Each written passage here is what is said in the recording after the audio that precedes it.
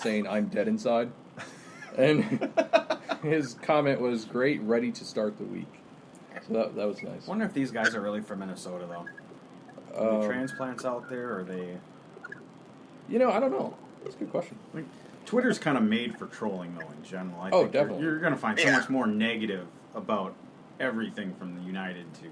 And that's what I really kind of liked. That's why I did this, because there's just some that just completely outrageous. There was one... don't get me wrong, I had some positives. Like, some people pointed out, despite being down 4-1, I can still hear Dark Clouds and True North Elite on FSN1 broadcast. That's pretty cool. And I've heard that they were very loud in the stadium. In KC? Yeah. What did you say about they got kicked out of their spot? Yeah. What was that about? So it turns out that for whatever reason, SKC decided to sell half the supporter section to local youth teams and didn't tell anyone. Oh. So then all of a sudden, it's supposed to be GA. Okay. And Dark Clouds of True North and Elite pile into the section. With their flags. And halfway through and it was more than halfway through the first half, all of a sudden they're kicked out. Where did they go? They're just sent off. Out of the stadium? No, they got to just hang around standing. So they're... Okay. So, It just doesn't seem like a KC thing to do, but... Yeah. So do we go to FCC? Do we? I think... So I had some things. I actually had thoughts on FCC. I thought they were the better side. They were, besides time of possession. Yep, besides possession. That's interesting. That's literally the next line. Oh. I paid attention to some that's been... I thought Cincinnati was way more organized, both offensively and defensively. And I think what's interesting is we played that 4-3-3 for the first time starting the game. And it was like no one had any idea of what their role in that formation was. I mean, you had Martin and Warner all over the place. Max, actually, it was a fantastic game for Max. His yellow card was 100% deserved, but it was a smart foul. It was a tactical foul. I did not see it. Yeah, he grabbed the guy on a breakaway. Okay. It was a smart move. He had to do it. Yeah. And, it was like Miguel and Denlati was on the other side. Okay. Miguel and Denlati didn't seem to have any clue of what was going on. And then you had Christian Ramirez that, my God, I don't think he did anything positive the entire game. He did get kicked in the head, which went unnoticed. And he did get literally just raped in the box. That's what you... Which should have been a PK. The announcers said it should have been a PK. The referee, I think, just ignored it. He didn't even acknowledge it. And who are the referees or the commentators for these games? Is it There's SKC. FCCs. Okay. And which, by the way, the commentators were terrible. If there was anything fun about Twitter on that game, was just seeing the people comment on things the commentators were saying. Like they referred to Christian Ramirez as Christian Martinez for almost the entire game. And they kept mispronouncing Maximiano's name. Yeah, Maximino, I think it was. To be fair, I think if I tried to call him Maximino. Yeah. I think I'd And every time I mispronounce said it, I was like, Maximino? Come on, dudes. Yeah, well, and that's the thing. It's like the name is right on his back of his shirt. I mean, you would hope. Well, and they have a thing right in front of them, too. They do look at... Little press guide. Yeah, I feel like they even got...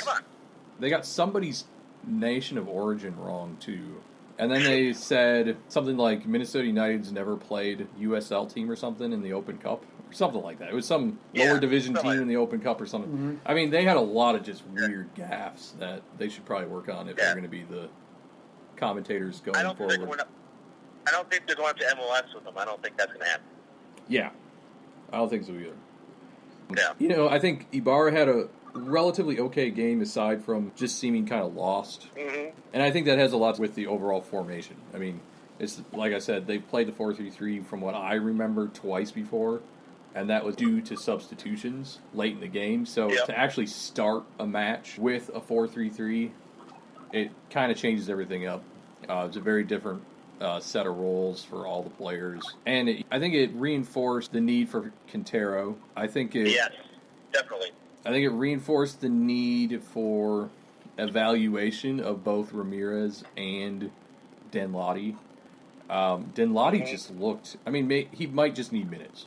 but he just looked flat. I mean, he didn't take guys on very well. I mean, he had 2 shots that were okay. He just didn't seem like he was with it. Manley looked like a rookie again. I mean, that guy, there was one play, we were down in the final third, and a defender's coming running at him. He's got the ball, and if he would have just stopped, the defender would have pretty much ran right past him. And instead, he literally dribbled right into the guy and lost possession. Yeah. It was a game that we won that, quite honestly, I'm kind of surprised that we won. Obviously, we went to PKs. Well, you know why we won, though. You know why we won, though, right, Dave? I mean, it was all Bobby Shuttleworth. I mean, that it was. He's the guy who saved it for us. Yeah. And that was it. You know. Yeah, I mean, he did it for us. Yeah. He owns FCC Cincinnati now, too. Yes. Well, I wonder if that's changed. I think it probably has. It has. As soon as I saw your text, I had to jump on Wikipedia right then. That was fun. They had already changed it. That's good. And, of course, we're referring to the fact that on Wikipedia, somebody changed FCC's ownership to Bobby Shuttleworth. And they should. Yeah. Yeah, it was a really good game on his part. He was obviously man of the match. I mean, hands down. We'll see what happens the next match. So for a relatively flat game, that shootout did provide some nice highlights anyways. It did. Yes, it did. Interesting note on that game.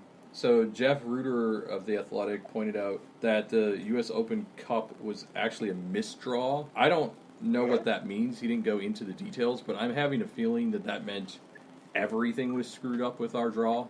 Like, maybe we probably were supposed to be playing Columbus or Chicago. And so, not only did the university not allow us to have a game, but it turns out that everything about that was just all screwed up. Speaking of the draw, okay, I mean, I'll just gloss over it for now. Maybe we can come back to it. The next game is at the 18th away at Houston in the U.S. Open Cup. But how did the United not have a home game? I understand why they couldn't play Cincinnati at home, but what happened? How come we're not getting the next round at home? I thought you mentioned our last podcast that the Star Trib mentioned that we were going to get a 5th round. So, yeah, the Strib article said that we had applied for a round of 16 game. So I think what it would mean is maybe there's some type of seeding issue.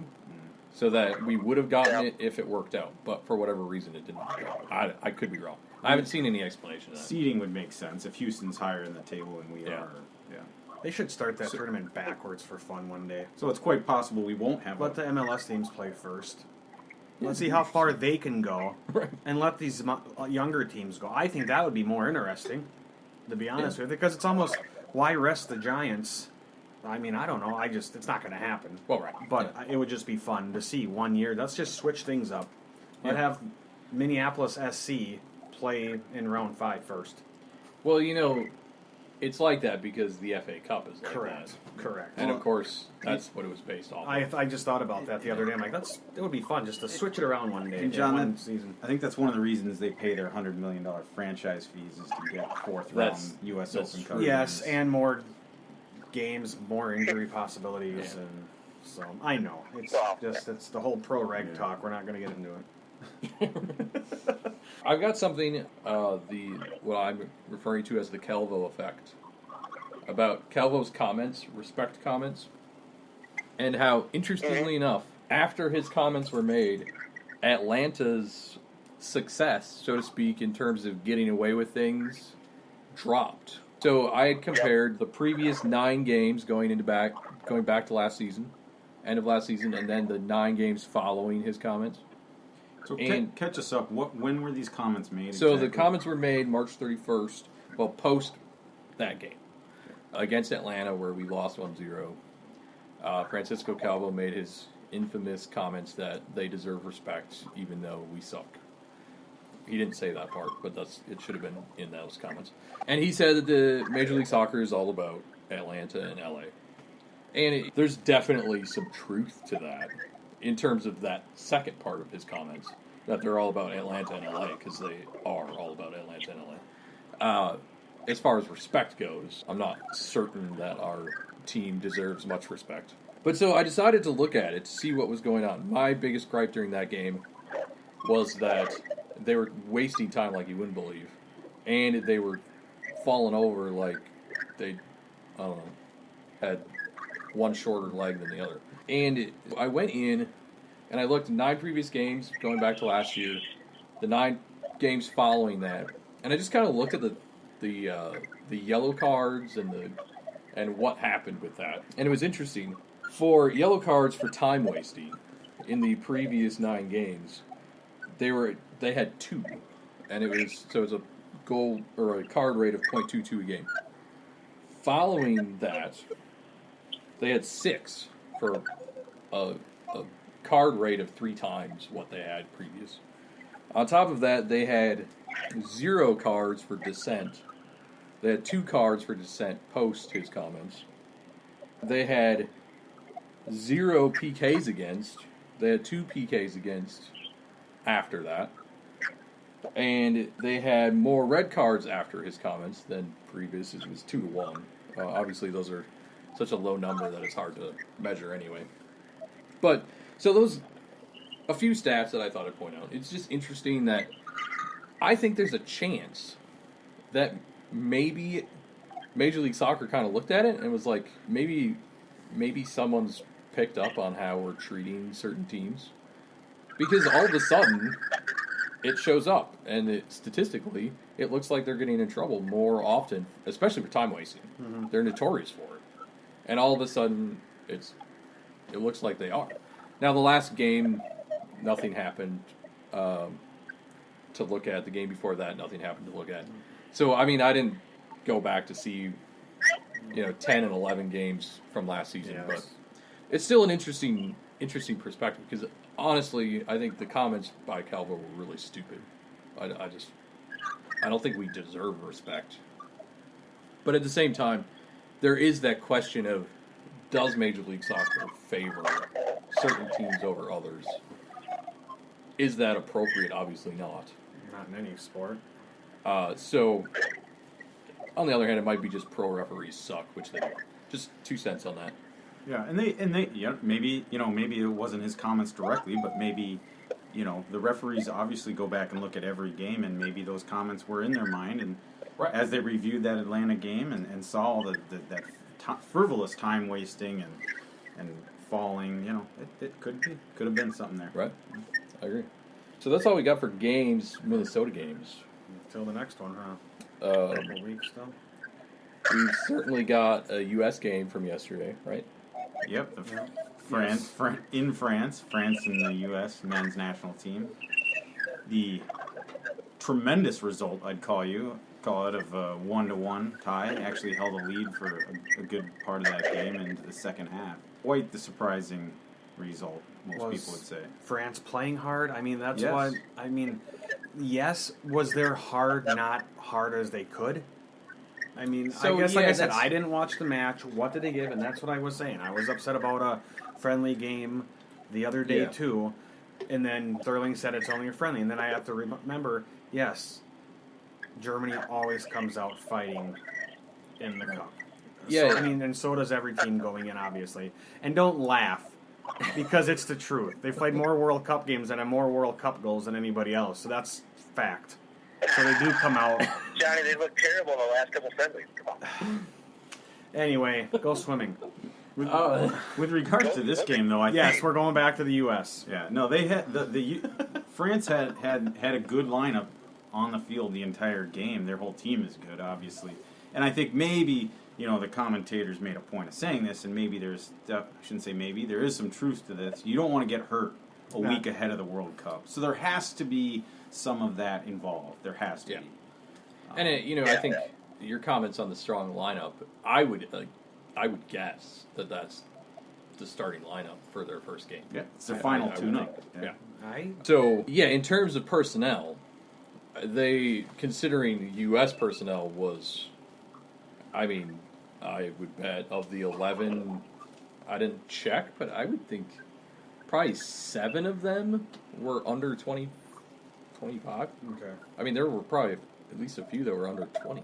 Yeah, I think one thing that jumped out to me, and they said it multiple times, was the fact that 10 of the 11 starters had under 10 caps. Yeah. And I think the average cap number, if you averaged everything out, was 6, I think it was. Okay.